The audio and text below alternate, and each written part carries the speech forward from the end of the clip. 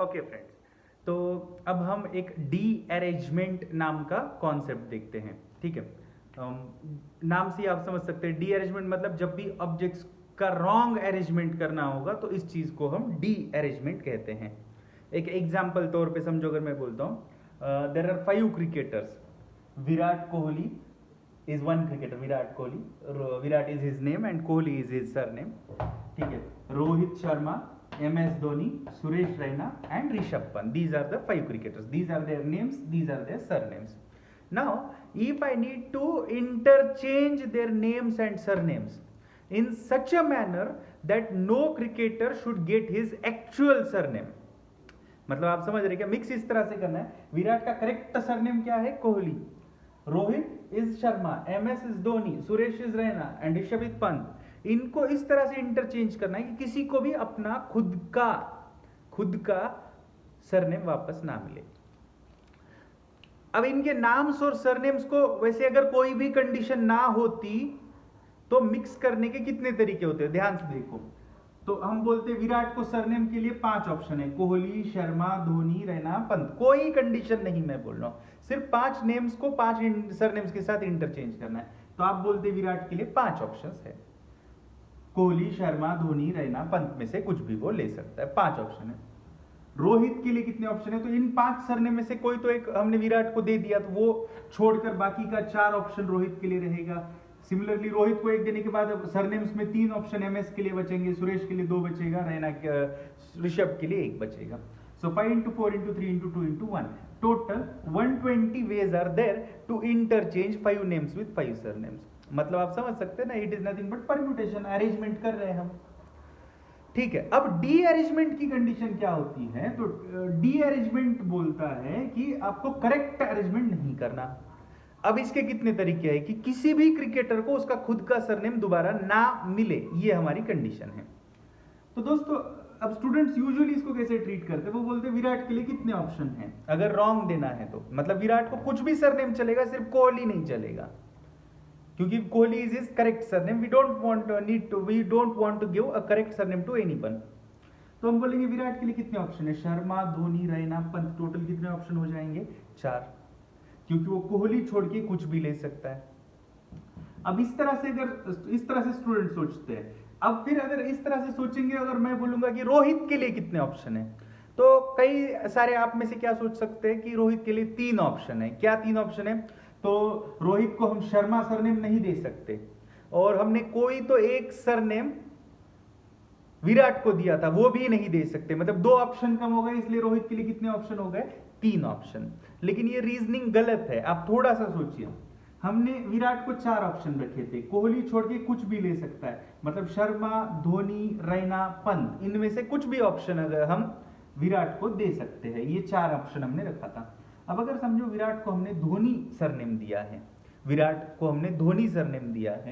तो रोहित को हम धोनी दे नहीं सकते, क्योंकि 5 लोगों को 5 सरनेम के साथ मिक्स करना है। तो रोहित के लिए धोनी सरनेम अवेलेबल नहीं रहेगा, और शर्मा तो उसका खुद का सरनेम है, वो तो वैसे भी अवेलेबल नहीं होगा। तो कितने ऑप्शन होंगे? 3। लेकिन हमने विराट को ये 4 ऑप्शन जो दिए थे, उसमें से अगर विराट ने ये चूज किया, क्योंकि हमने विराट को 4 ऑप्शन जब बोला तो those 4 options were Sharma, Dhoni, Raina, Pant. तो ये 4 ऑप्शन में से अगर हमने विराट को शर्मा दे दिया, तो रोहित के लिए धोनी, रैना, पंत, कोहली, ये 4 ऑप्शन हो जाएंगे। तो रोहित के लिए कभी 4 ऑप्शन है, कभी 3 ऑप्शन है। It depends on whether we are giving Sharma surname to Virat और we are giving some other surname. तो इसलिए ये पक्के से 3 है या 4 हम बोल नहीं सकते, तो इसके लिए केसेस बनाना पड़ेगा। लेकिन केसेस बना के इस वक्त तो काम सॉल्व हो जाएगा, लेकिन जब हम आगे जाएंगे MS की बात करेंगे तो और केसेस बनेगी। विराट ने क्या लिया था, रोहित ने क्या लिया था सरनेम, उसके ऊपर MS के लिए केसेस बनेगी, सुरेश के लिए और केसेस बनेगी, और बहुत ही ज्यादा ये कॉम्प्लिकेटेड मसला होता जाएगा। तो आई होप आपको ये प्रॉब्लम समझ में आ गया।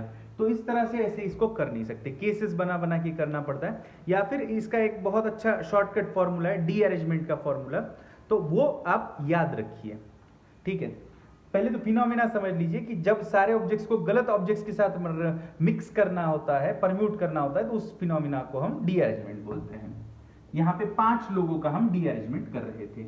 Now you need to understand that de-arrangement of n objects can be done in n factorial in a bracket 1 by 0 factorial minus 1 by 1 factorial plus 1 by 2 factorial minus 1 by 3 factorial plus 1 by 4 factorial dot dot dot dot up to 1 by n factorial. ठीक है, ये 0 factorial से शुरुआत करना है, minus ये 1 2 3 4 इस तरह से minus plus minus plus minus इस तरह से आपको करना पड़ेगा, और ये बाहर n फैक्टोरियल है।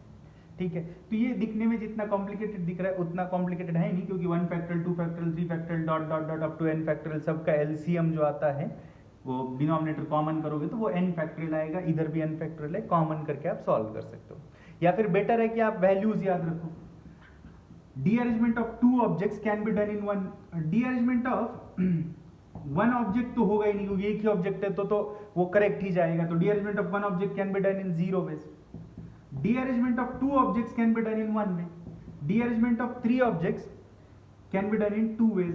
Dearrangement of 4 objects can be done in 9 ways. इसमें वैल्यूज पुट अप करने के बाद जो आंसर्स आते हैं वो याद ही रख लीजिए। Dearrangement of 5 objects can be done in 44 ways. Dearrangement of 6 objects can be done in 265 ways. तो ये 5-6 जो बेसिक वैल्यूज पूछे जा सकते हैं वो आप याद ही रख लो, ताकि ये फॉर्मूला में डाल के सॉल्व करने की भी आपको जरूरत नहीं पड़ेगा। और याद रखना कोई कॉम्प्लिकेटेड बात नहीं है। तो अभी जो हमने एग्जांपल देखा जिसमें 5 क्रिकेटर्स के नाम को 5 क्रिकेटर्स के सरनेम्स के साथ इंटरचेंज करना था, such that nobody will get his her own surname back. तो इस तरह से अगर हम करेंगे तो 5 ऑब्जेक्ट्स का डीअरेंजमेंट कर रहे थे तो उसके 44 वेज आंसर है, 44 आंसर आ जाएगा।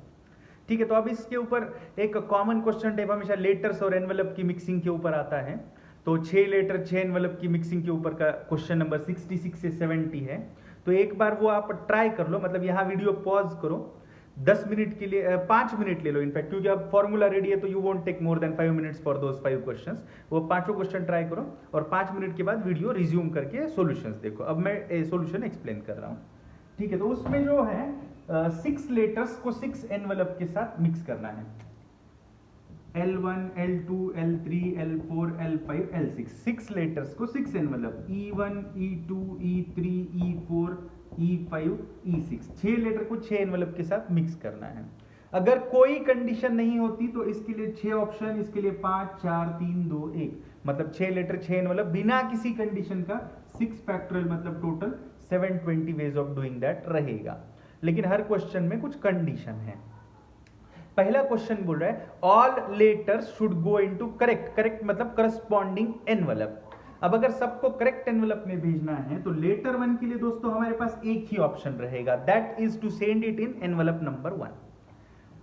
लेटर 2 की बात करेंगे तो उसके लिए भी हमारे पास एक ही ऑप्शन होगा, that is to send it in envelope number 2, क्योंकि सबको करेक्ट जगह पे भेजना है।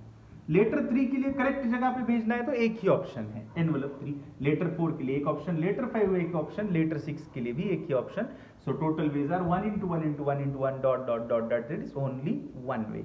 तो क्वेश्चन 66 का आंसर आएगा 1। I hope it is clear. अब क्वेश्चन 67 क्या बोल रहे हैं? 67 बोल रहे हैं no letter should go into correct envelope, मतलब हर एनवेलप गलत जगह जाना चाहिए। तो ये तो डी अरेंजमेंट का फंडा हो गया, और 6 ऑब्जेक्ट्स है तो the arrangement of 6 objects can be done in 265 ways, जो अभी हमने थोड़ी देर पहले देखा था। सो सेकंड क्वेश्चन का answer is 265। Now the third is saying exactly 3 letters should go into correct envelope. अब एग्जैक्टली 3 लेटर्स करेक्ट एनवेलप में भेजने हैं तो पहले तो वो कौन से 3 लेटर है ये तो उन्होंने बताया नहीं।